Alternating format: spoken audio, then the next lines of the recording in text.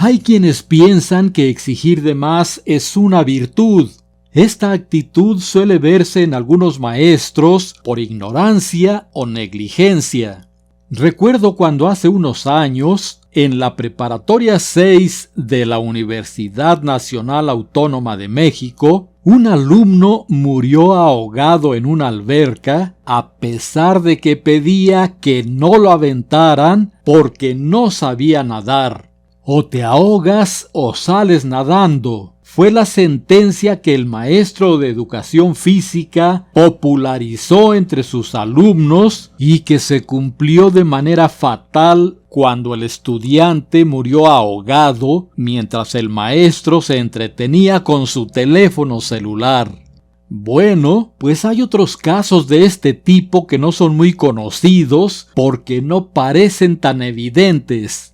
En otra escuela de educación media superior, un maestro se había vuelto popular porque presionaba a sus alumnos a realizar ejercicios extenuantes, según él, para formar campeones. Y, por increíble que parezca, no pocos padres de familia lo calificaban como un buen maestro por ser tan exigente.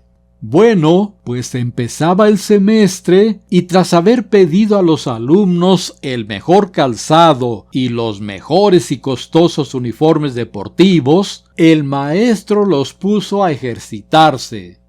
Por indicaciones de las autoridades estatales, a todos los alumnos se les pedía una constancia médica de salud para descartar problemas limitantes, como, por ejemplo, una enfermedad cardíaca. Como todos los estudiantes tenían que entregar su constancia de buena salud, el maestro de educación física consideraba que podía ordenar los ejercicios que se le vinieran en mente durante el tiempo que deseara, así que los puso a correr y saltar hasta agotarlos. Tras el extenuante ejercicio, Paola, de 16 años, regresó a su casa con dolores musculares tan intensos que prefirió irse a dormir que comer. Los padres de la joven atribuyeron sus molestias a una situación normal de inicio de cursos, así que la dejaron descansar. Todos esperaban que al día siguiente Paola amaneciera mejor, pero no fue así. Le dolían los brazos y las piernas y le costaba mucho trabajo ponerse de pie. Decidieron que en esa ocasión no acudiera a la escuela para que al otro día pudiera asistir sin problemas, pero tampoco fue así, pues a los intensos dolores musculares se agregó debilidad.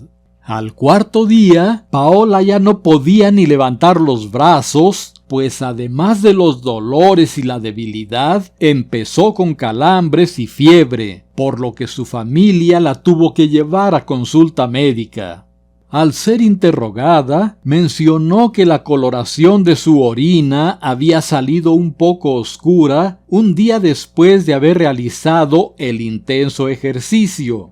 Con base en estos síntomas, el médico pensó que se trataba de una infección urinaria y le dio antibióticos y analgésicos. Un día después todos los síntomas habían empeorado y apareció dolor abdominal, náusea y vómito, por lo que Paola tuvo que ser hospitalizada de urgencia. Tras la revisión correspondiente por parte de los médicos especialistas, se sospechó de rabdomiólisis inducida por ejercicio. Los familiares de Paola jamás habían oído hablar de esa enfermedad. En la rabdomiólisis, las células musculares se dañan y mueren, liberando su contenido al torrente sanguíneo. Este contenido incluye proteínas como la mioglobina y enzimas como la creatina sinasa, que normalmente se encuentran dentro de las células musculares. La rabdomiólisis es potencialmente mortal, especialmente cuando conduce a insuficiencia renal aguda por la acumulación de proteínas en los riñones. El ejercicio intenso, sobre todo cuando se realiza de forma repentina o sin preparación, puede desencadenar la rabdomiólisis. El diagnóstico requiere alta sospecha clínica y se confirma mediante estudios de laboratorio. El objetivo principal del tratamiento es prevenir la aparición de complicaciones graves como una lesión renal aguda.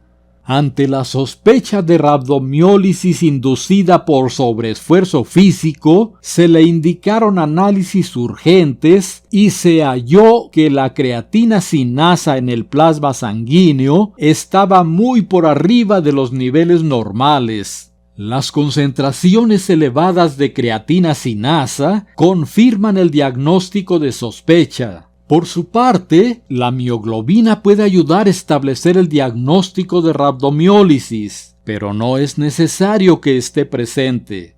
En la rabdomiólisis, la mioglobina es la que da a la orina el característico color oscuro.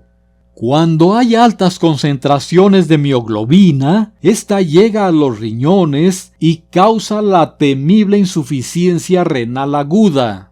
El daño renal es una complicación grave, por lo que es crucial reconocer los síntomas y dar el tratamiento adecuado rápidamente. El pronóstico de la rabdomiólisis, cuando es tratada precozmente, es excelente, al igual que la recuperación del funcionamiento renal. Sin embargo, se estima que la mortalidad puede ser de hasta 8%. Paola se salvó y continuó su vida normal, pero ¿cuántos pacientes habrán quedado con secuelas o muerte sin que se haya definido el diagnóstico?